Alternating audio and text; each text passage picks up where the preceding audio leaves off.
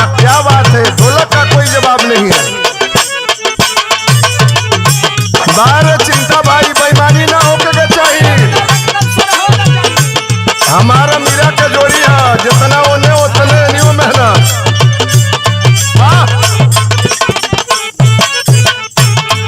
सुन पगली रे पागल कहेला जमाना,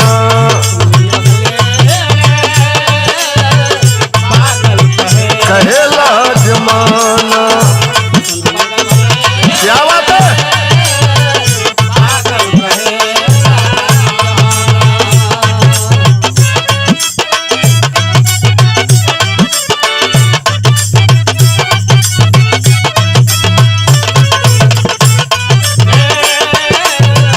पागल कहेला जमाना।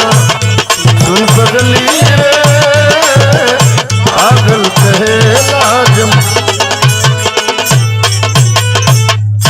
आए मेरे भोजपुरी सुनने वाले प्रदेश और देश की जनता, बहुत बिरहा हमने गाया अपने 55 साल के उम्र में। अरे वाह, लेकिन ऐसी दर्दनाक और विदारक घटना हमने न कभी देखा न सुना। आज क्या हो रहा है इस देश प्रदेश में, मैं कहां से शुरू करूं, कहां खत्म करूं, हमें समझ में नहीं आ रहा है। अरे वाह वाह वाह। लेकिन अगर सच कहना बगावत है तो मैं भी एक बागी हूं और सच के सिवाय और कुछ नहीं कहूंगा। क्या कहूं, कैसे कहूं, बिन कहे रह सकता नहीं। ना कहूं कायर बनूं, ऐसा तो हो सकता नहीं। लकड़ी जल कोयला बनी, कोयला जल भई राख। अरे एक बेटी ऐसे जली की कोयला भई न राख। उस दलित बेटी के साथ क्या सुलूक किया इस जमाने के लोगों ने। इस भाजपा के सरकार में अमीरों से कहना है गरीबों का 4 लाइन भूमिका में भाव है।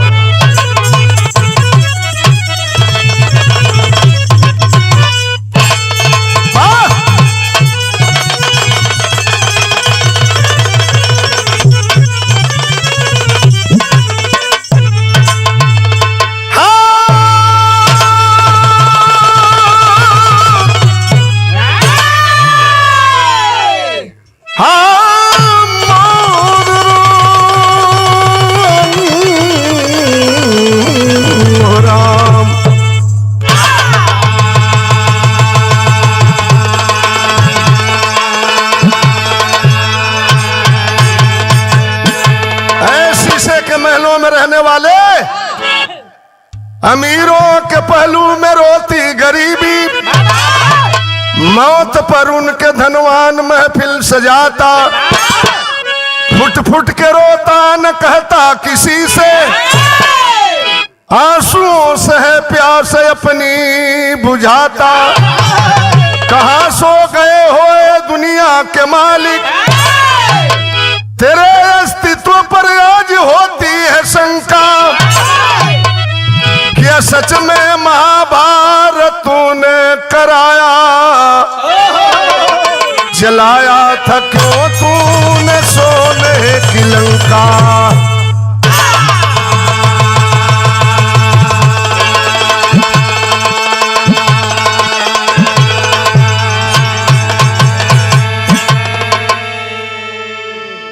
उत्तर प्रदेश के दिल्ली के बगल में हाथरस जिला, एक दलित बेटी के साथ जो जघन्य अपराध हुआ है, जमाना इसको कभी माफ नहीं कर सकता।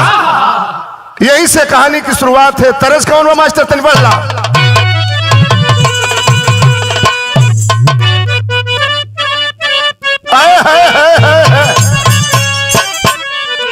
अरे आसमां से उतारा गया है, आसमां से उतारा गया है, जिंदगी दे के मारा गया है। आसमां से उतारा गया है, जिंदगी दे के मारा गया है। क्या बात है? आसमां से उतारा गया है, जिंदगी दे के मारा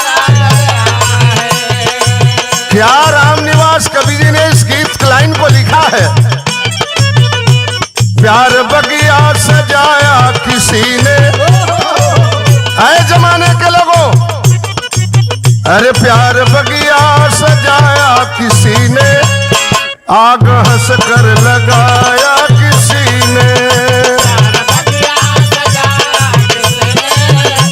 आग हंस कर लगाया किसी ने।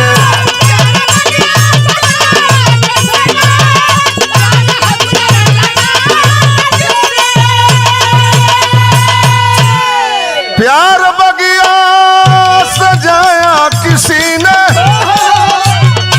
आग हंस कर लगाया किसी ने, जन्म देकर हंसाया किसी ने, जन्म देकर हंसाया किसी ने, मौत देकर रुलाया किसी ने,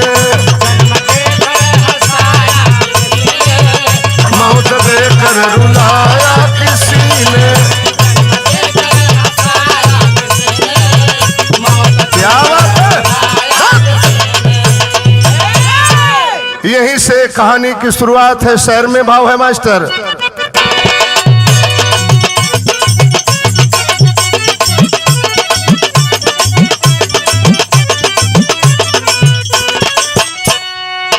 यही है प्रश्न आज मेरा पैसे वालों से, यही है प्रश्न आज मेरा पैसे वालों से, पाओगे चैन क्या गरीबों को रुलाने से।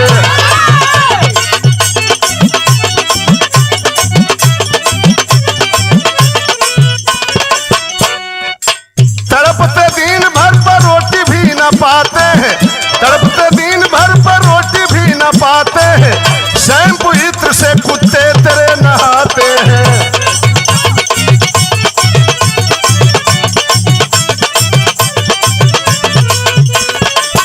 तेरी तो मौज उनकी मौत का फसाना है, तेरी तो मौज उनकी मौत का फसाना है, देखकर हालत आज रो रहा जमाना है।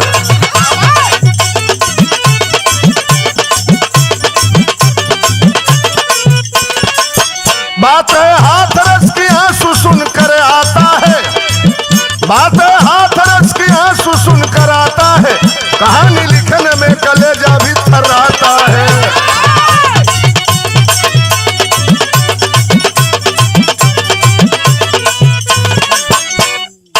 चंदपा थाना गांव बुलगड़ी की बात सही, चंदपा थाना गांव बुलगड़ी की बात सही, दलित गरीब की इज्जत पर हुआ घात सही। हाँ। दिल्ली के बगल में जिला हाथरस, थाना चंदपा, गांव बुलगड़ी का रहने वाला वाल्मीकि परिवार का, बाप का नाम ओम प्रकाश वाल्मीकि, माता का नाम आशा देवी, के 2 बेटे और 1 बेटी। बेटी को प्यार से लोग गुड़िया कह करके बुलाते थे, मनीषा वाल्मीकि उर्फ गुड़िया।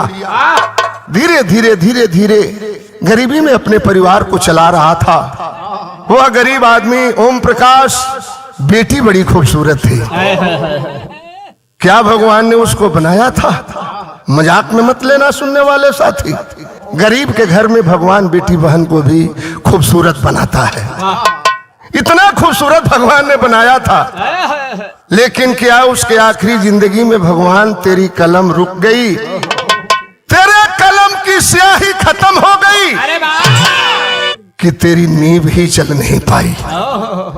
बचपना की बात बताने जा रहा हूं उस मनीषा वाल्मीकि की। तरस कौन मास्टर तनी बल्ला राजा।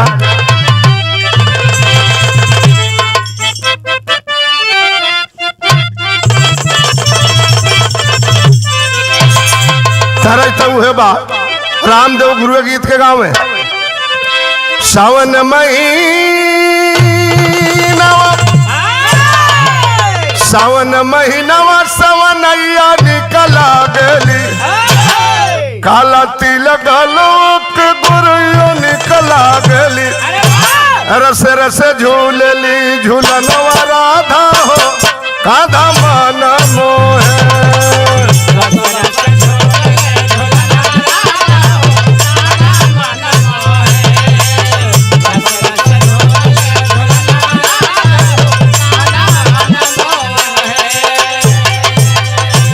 वह गरीब आदमी अपने परिवार को कैसे चलाता था। मेहनत मजूरी कई का घरवा चलावेलन, बचवन के लेके अपनी सपना सजावेलन। बदली एक दिन हमारो समैया भैया हो, बहुरी दीनावा हमार समैया भैया हो, बहुरी दीनावा हमार।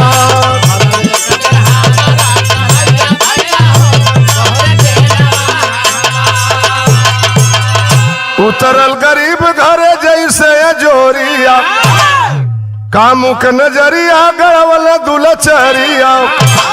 देखे जैसे गैया के कसैया पापी हो, कर मन में विचार। धीरे धीरे वह मनीषा बेटी 16वां सावन पार करती है। 16 वर्ष की हो गई। वह बाप सपना सजाया था, अपनी बेटी के लिए कुछ गहना भी बनवाया था। खुशी खुशी अपने बेटी की शादी करूंगा, डोली में बैठ करके मेरी बेटी जाएगी ससुराल को। लेकिन है मेरे मित्रों, समय बीतता गया। एक दिन का माजरा सुने हुआ क्या, तरज बदल गई मास्टर।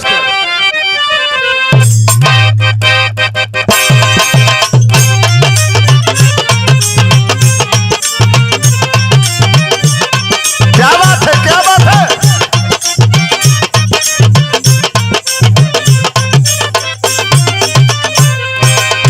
अच्छा तो चिंता भाई ये घड़ी के कुल गवैया गावत कि बोला बोला हो मजनुआ घरे अइबा कि ना, आय अच्छा तो छीटबा कि फेंकबा कि ना। ये गीत के हमने के बहुत पहले गा के छोड़ देले बनी जा। अच्छा तो वो लड़की रहले भाई, इतना दिन ले मजा लिया, जब बियाह पड़ल तो कलश की हमारी शादी में आ जाइबा कि ना आ जाइबा। गजब लड़की रहल। लेकिन यही गीत के हमनी के गाई जा अपनी जमाना में कि पवल की ना हो अंतर देसी लिफाफाई बताइब की ना।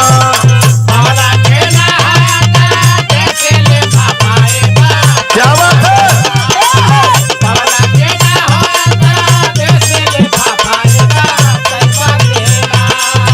पवल की ना हो अंतर देसी लिफाफाई बताइब की ना। बैरन में लिखा तानी साफा सिपाही राजा अइब की ना।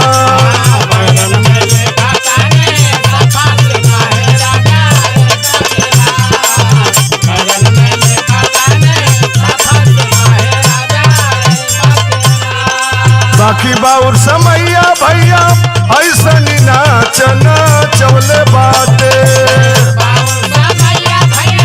ऐसा नाचना चवले बाटे।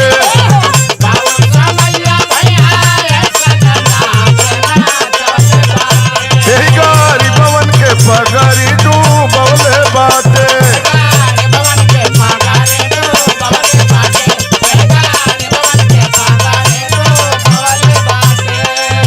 बोला तने बोली और करे मसकरिया, गाँव के मन चले।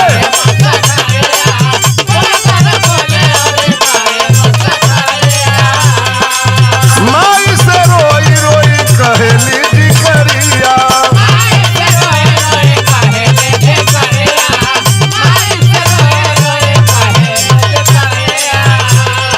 अरे बाउर गरीबी आजा बिटिया के हमारी सतौले बाटे।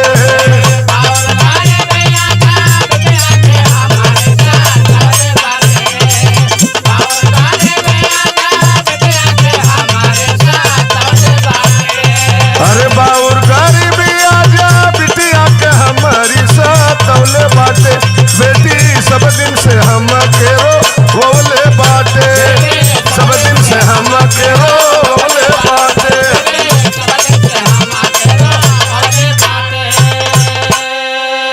हालांकि वो मनीषा वाल्मीकि अपने माँ से बता चुकी थी कि गांव के 3-4 मनचले हमसे रोज मजाक करते हैं, ठिठोली करते हैं, रोरी ढेला फेंकते हैं। माँ आखिरकार क्या होगा गरीबों की आबरू के साथ। रो रही है माँ। बेटी चिंता मत करो, तुम्हारी शादी करने वाले हैं हम लोग, चली जाओगी, सारा झगड़ा खत्म हो जाएगा। आए मेरे मित्रों, 14 सितंबर 2020 को वह मनीषा वाल्मीकि उर्फ गुड़िया खेत में चारा काटने के लिए गई थी। कई दिनों से पीछा कर रहे थे 4 गुंडे। पहले का नाम लवकुश, दूसरे का नाम रामू, तीसरे का नाम रवि और चौथे का नाम था संदीप। गई थी चारा काटने के लिए, हाथ में बैठे थे चारों दरिंदे। उसके कलाई को पकड़ करके ले जाते हैं बीच बाजरा के खेत में। रो रही है, लवकुश भैया, रामू भैया, रवि भैया, हम तेरी बहन हैं। इतना जरूर है कि आप लोग बड़े घराने से हो और मैं गरीब की बेटी हूं, मेरी आबरू को मत लूटो। पकड़ करके ले गए खेत में और करते हैं क्या, बिरहा में तरज बदल गई मास्टर।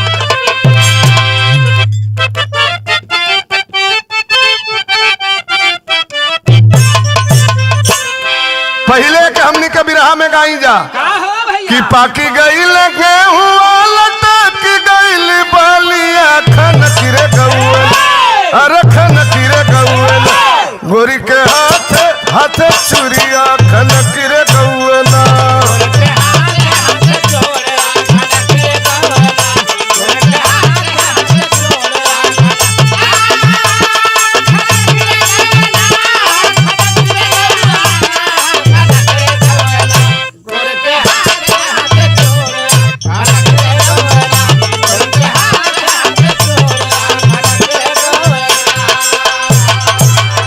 बाकी चारा काटे बाद चलल खेतवा की ओरिया पहुँच रे गई, अरे पहुँच रे गई, चारों पापी दुरचरिया पहुँच रे गई ना।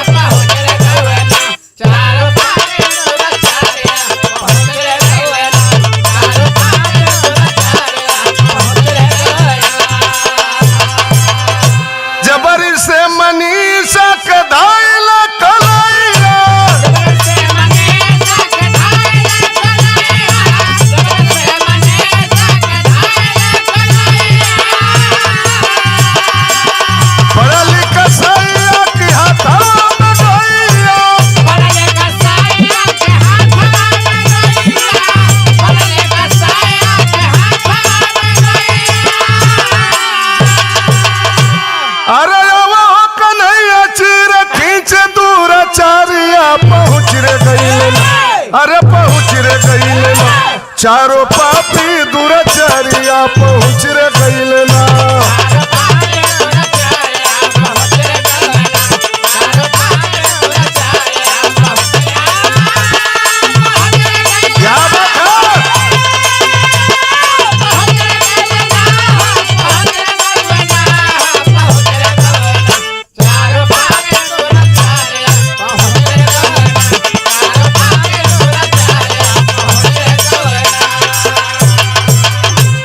चारों पकड़ करके बाजरा के खेत में ले जाते हैं।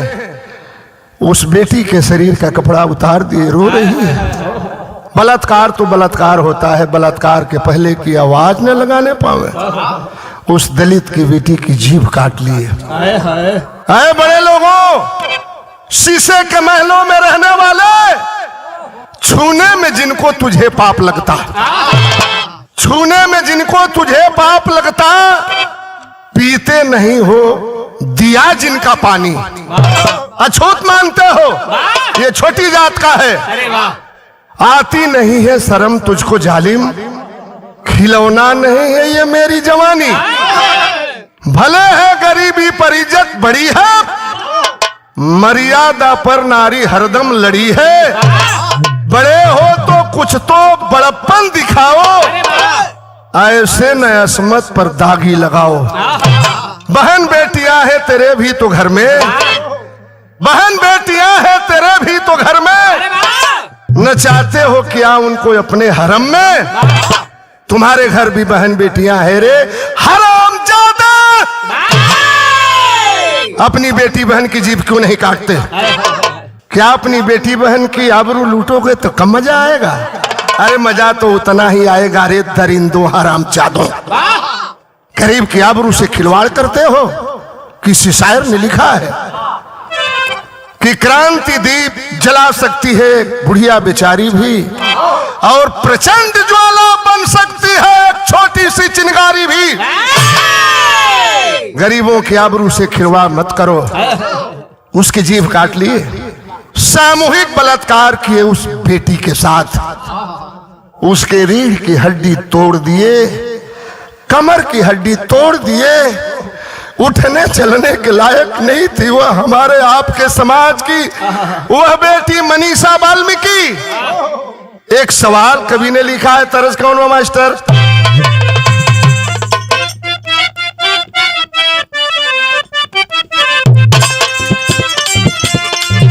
तरजू है बा, अरे ससुरा से रूसल बाती आवा न हो, धैली नहीं हरे केरा।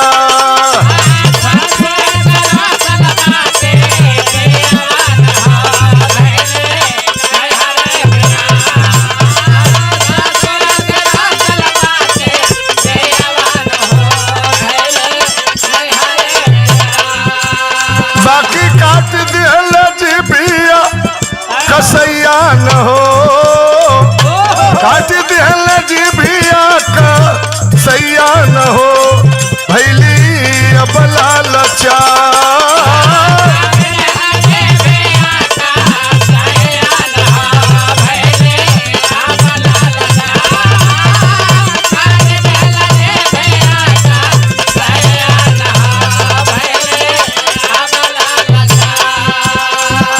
आबरू के लूटे नीर दैया न हो, भैली अब लालचार।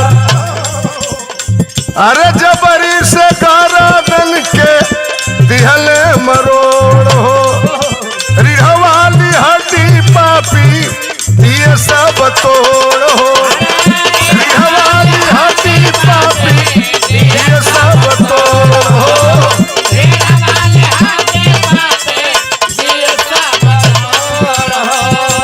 तड़पेली पंख बिनुची रैया न हो, है तड़पेली पंख बिनुची रैया न हो, भैली अब लालचा।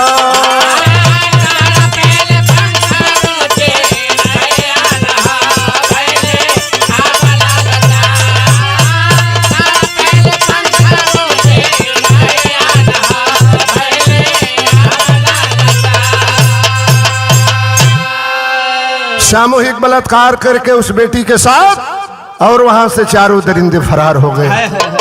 करा रही है बाजरा के खेत में वह दलित की बेटी। गांव के लोगों को जानकारी हो गई, हो हल्ला हुआ, दौड़ करके लोग जाते हैं।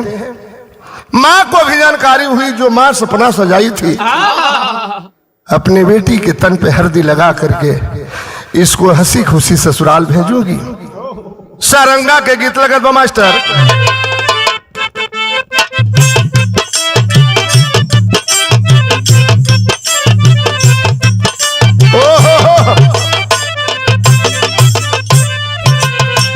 पवली खबरिया जबकि माई बहू रहिया भैली, माई बहू रहिया भैली, गिर गईली खाई के पछार जी।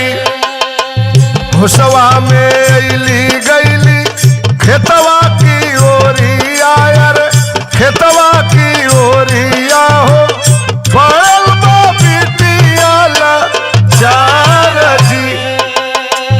अखिया के खोल बेटी मुहवा से बोला तनी, मुहवा से बोला तनी, कैलू चली जाता तो हार जी। लवकुश रामूर भी संदीप कसैया, संदीप कसैया हो, दिहला जिंदगिया भी हार जी। गांव के लोग इकट्ठा हो गए। माँ दौड़ करके जाती है, बेटी कौन तुम्हारी ऐसी हालात किया है? आनन फानन में अधमरी मनीषा वाल्मीकि उर्फ गुड़िया को लेकर के लोग जाते हैं, अलीगढ़ के जैन मेडिकल कॉलेज में भर्ती कराया गया। दौड़ करके जाती है, माँ एक बार मेरे बेटी से मुलाकात करा दो। डॉक्टरों ने डांट करके वहां से भगा दिया। जब यहां तक मामला नहीं बना, डॉक्टरों ने रेफर कर दिया दिल्ली के सफदर जंग हॉस्पिटल में, उसका इलाज चल रहा है। वहां भी मां पहुंची, आखिरी वक्त है, मेरी बेटी मर जाएगी कि जिंदा रहेगी, एक बार तो मेरे बेटी से मुलाकात करा दीजिए। जब उसकी बेटी सामने आती है, सहमी हुई है, अपने मां को देखती है, आंख आंसुओं से भर गया। मां बेटी सामने, एक बेटी की जिंदगी जा रही है और मां बेटी दोनों की जब नजरें मिली है तो मास्टर बिरहा में तरज बदल गई।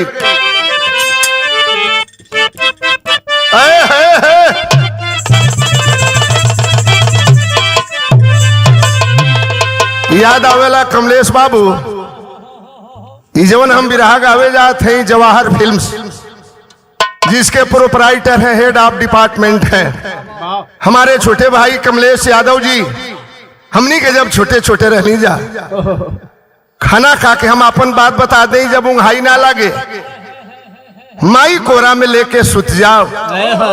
और समय कहनी कहां से हमनी के माई, वही में कोई गाना हम सुनले रही अपनी माई की मुंह से कि सुन सुन भैया अरे मोरया मोला ना होना, भैया डाल पा ते खिल जाया कसम होना। बाकी देखे बेटी माई के अब सामनावा होना, झर झर दुख में बरिस नयनवा होना, होई नहीं फिर से ए माई मिलनावा होना, निकलल चाहत बाटे अधमा परनो होना।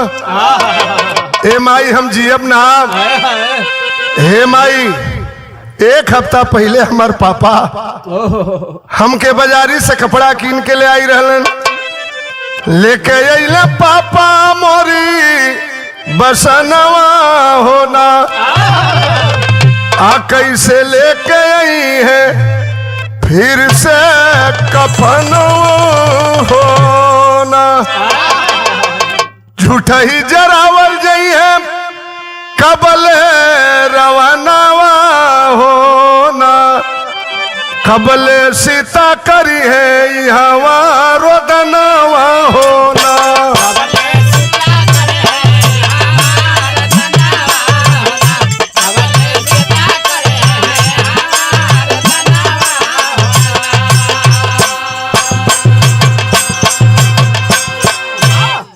कब तक हर साल रावण जलेगा और कब तक सीता रोती रहेगी?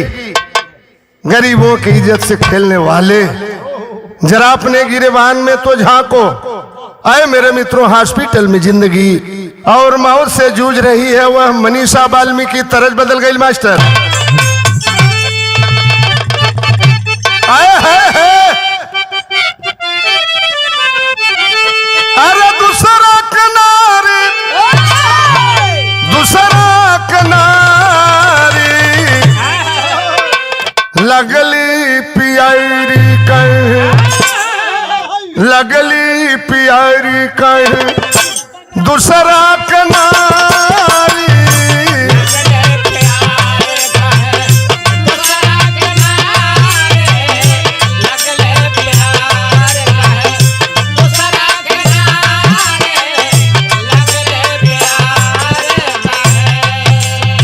इस देश और प्रदेश में ऐसी हालात हो गई है, गरीब आदमी कैसे सड़क पर चलेगा, कैसे अपने बहन बेटियों को भेजेगा स्कूल में पढ़ने के लिए। अरे कैसे बचई है केहू अपना जातिया कैसे बचई है केहू। क्या बात है?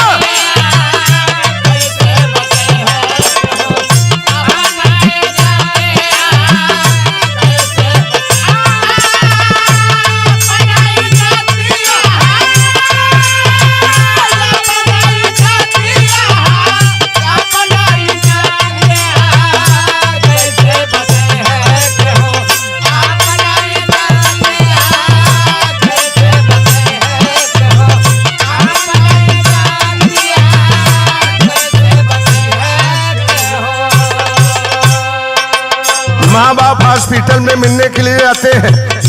आखिरी सांस चल रही थी उस मनीषा बिटिया का। मम्मी और पापा के जब देखे भरी नया नवा,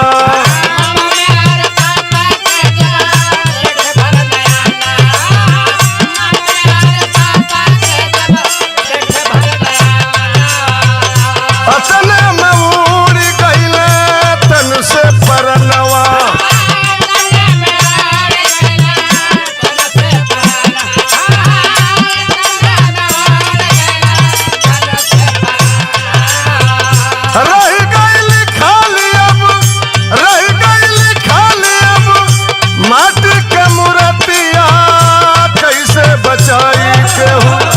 अपना इज्जतिया कैसे बचाई केहू।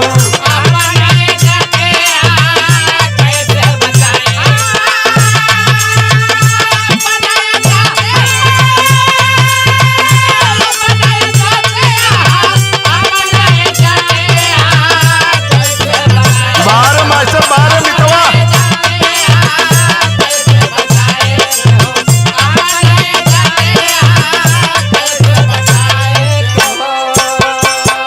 यही कह करके वह बिटिया हॉस्पिटल में दम तोड़ देती है। माँ बाप ने जिरह किया मेरे बेटी को हमें दे दो। इतना बड़ा जघन्य अपराध हम पुलिस प्रशासन के लोगों से कहना चाहते हैं। सरकारें तो आती और जाती हैं, लेकिन वर्दी पहन करके इतनी बड़ी नाइंसाफी गरीबों के साथ मत करो। बिरहा के टेरी में कवि ने भाव लिखा है, अरे दुशासन फिर से जिंदा हो गया, दुशासन फिर से जिंदा हो गया, झंखे आज धनंजय कुरपत करता शासन। अरे हो शासन, अरे हो शासन। होती बर्बादी आजादी बिलखती। इस हालात को देखकर होती बर्बादी आजादी बिलखती गांधी और गौतम का रोता बगीचा। भगत सिंह, सुभाष और बिस्मिल आजाद वीर अपने लहू से जिस गुलशन को सींचा।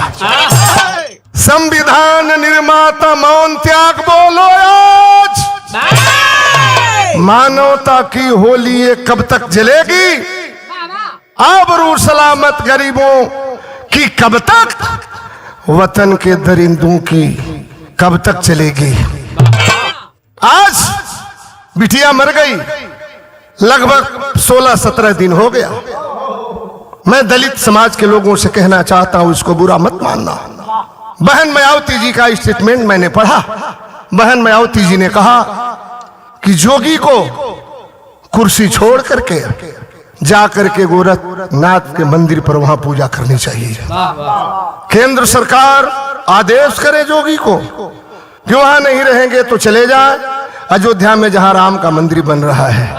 अरे बहन जी आप क्या कह रही हैं? आइए सड़क पर उतरिए, लोगों को सजग कराइए, चक्का जाम हो। अखिलेश यादव जी ने तो ऐलान कर दिया है। हम अपने कार्यकर्ताओं को संदेश दे दिए हैं, चक्का जाम होगा, सड़क पर गांव के लोग निकलेंगे और उस बिटिया को इंसाफ दिलाने के लिए हम कुछ भी करने को तैयार हैं। आए मेरे मित्रों, मर गई बेटी, पुलिस वालों ने धक्का दे करके उस माँ बाप को वहां से भगा दिया। पापट में कवि ने लिखा है, अरे रोवे बाबू दुखवा में पगलाई छाती फाटेली, आए कबर देता साहब मुंह दिखाई छाती फाटेली।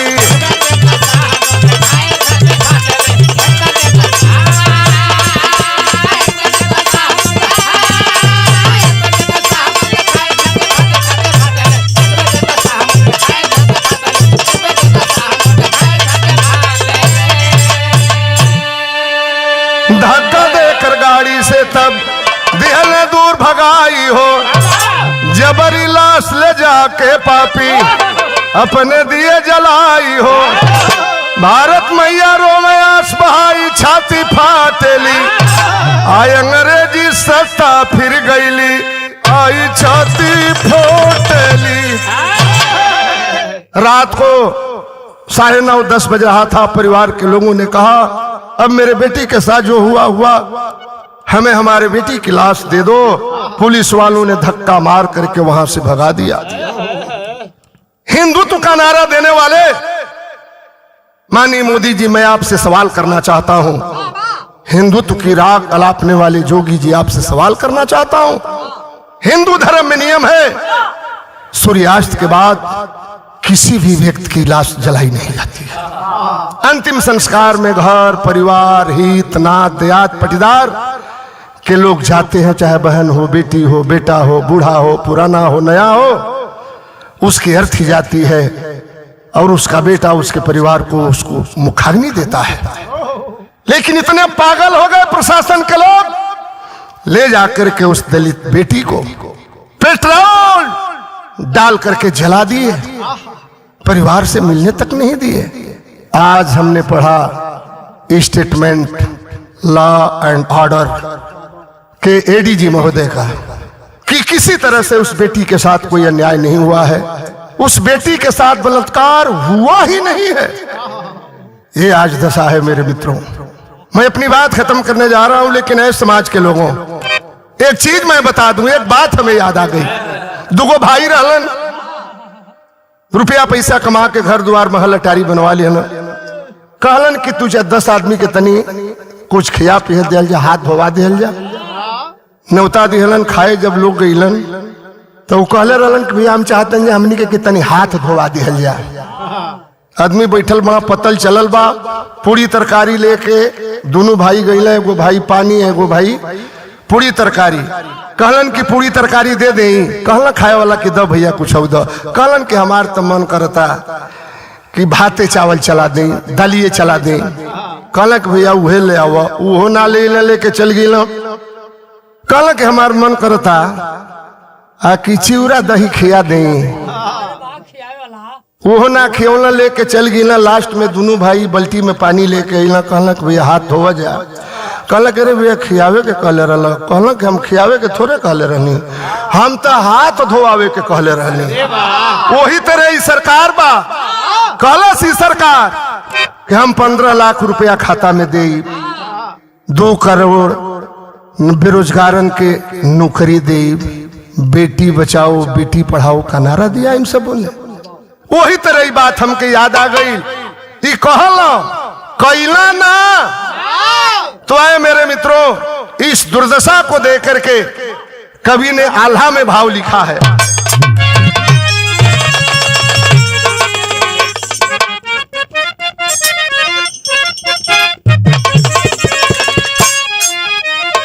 अरे रहले गुलमिया में, अरे जब की वतनवा भैया, आजादी के बदबीर अरे लड़सी नातानी, अरे हंसी करके चढ़ी गईले हंसिया के ऊपर भैया। अरे दिहले वतनवा पर अपन हो परानी, अरे गरीबन के खातिर बाबा साहब अम्बेडकर बाबू, अरे सोची के बनवला अपन संविधानी। लेकिन आज टूटत बाटे उनकर सपनवा भैया, नफरत की आग में जरल हिंदुस्तानी, कबले लुटाई बेटी बहन के इज्जतिया भैया, कबले जरावल जई है दरमियानी, रोवत बाड़ी माई जेकर सब कुछ लुटैले भैया। अरे पूरा परिवार करे रोई के बिहान, जिसका सब कुछ लुट गया, आज नींद नहीं आ रही। जिसकी बेटी चली गई, जिसके घर का एक परिवार, एक सदस्य आज इस दुनिया में नहीं रहा। हम सवाल करना चाहते हैं शासन प्रशासन के लोगों से कि अभी ये जुर्म, अत्याचार, गुंडागर्दी बंद करो, सबको गले से लगा करके चलो। हिंदू, मुस्लिम, सिख, ईसाई आपस में सब भाई भाई। लेकिन यहाँ कहाँ न्याय मिलने वाला है?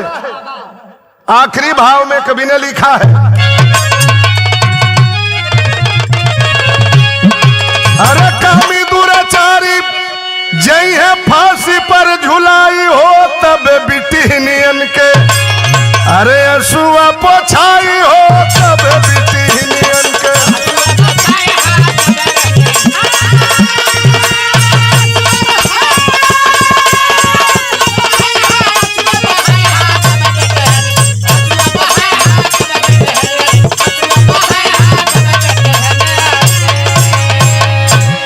पढ़ले दबाव डॉक्टर बदले रिपोर्ट हो, हुआ बलात्कार नहीं लागी सिर्फ चोट हो, चरक धनवंतर देखी रोवा बिलखाई हो, तब बिटिहनियन के असुआ पोछाई हो, तब बिटिहनियन के।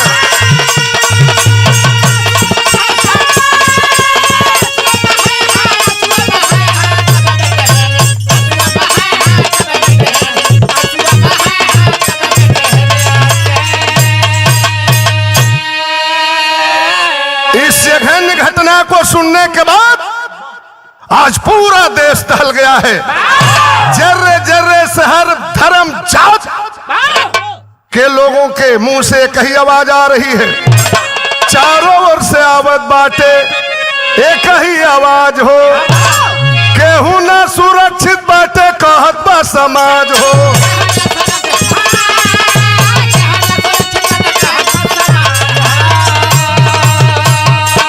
अरे नफरत के आगे कैसे बुझाई हो, तब बिटिहनियन के अरे असुआ पोछाई हो, तब बिटिहनियन के।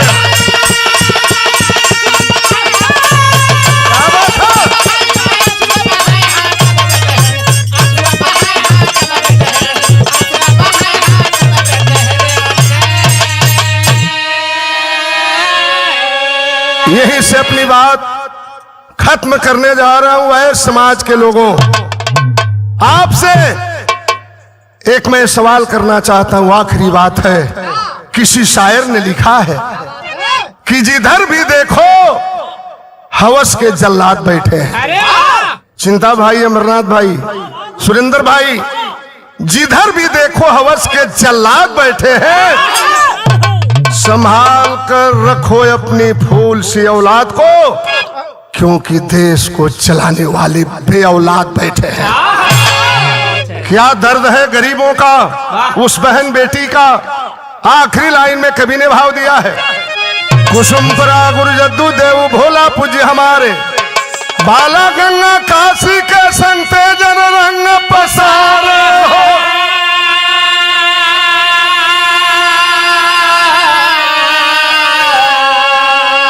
अरे